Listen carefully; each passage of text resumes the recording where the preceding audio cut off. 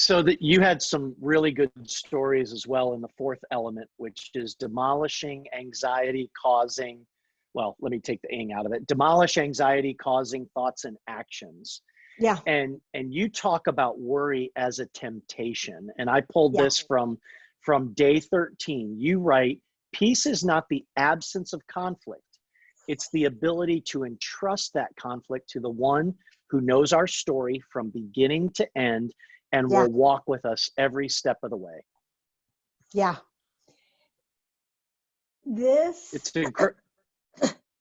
is the crux of so much of, again, what causes that worry and anxiety is our thoughts.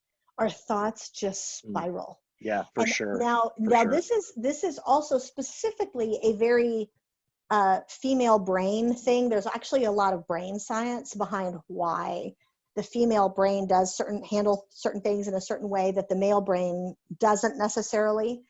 And there's always exceptions to this. This is about 85% of women, and it's only a small percentage of men, about 25% of men, depending on the topic.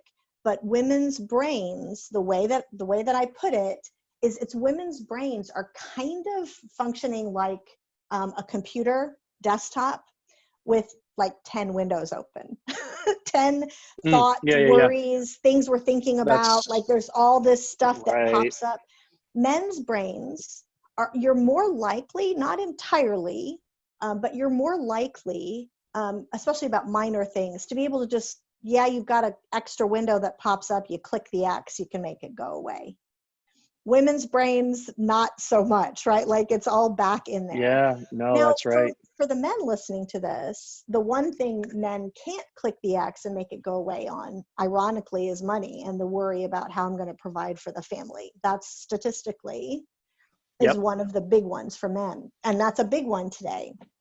But the problem is that those windows, those worries, those thoughts that spiral in our brain, especially as women, we can either allow those to spiral or we can pull them back.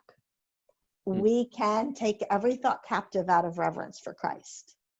We view that as the phrase that's the scripture that's given to men to tell them to fight pornography, right? Like we think that that's what that scripture means. And no, that is not just what that scripture means. It is literally take every thought captive that needs to be taken captive out of reverence for Christ, which certainly spiraling worries, whatever it is about today, of which we have many opportunities for that.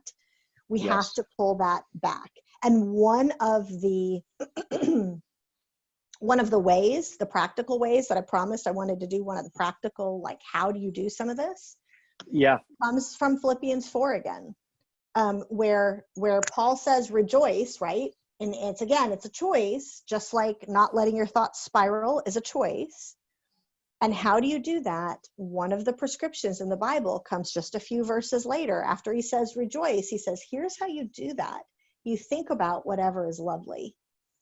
You think about those things that are excellent, those things that are worthy of praise, rather than the things that are worthy of driving you crazy or making you anxious or making you worried. That's how you take every thought captive out of reverence for Christ too. As you go, okay, Lord, you've got this.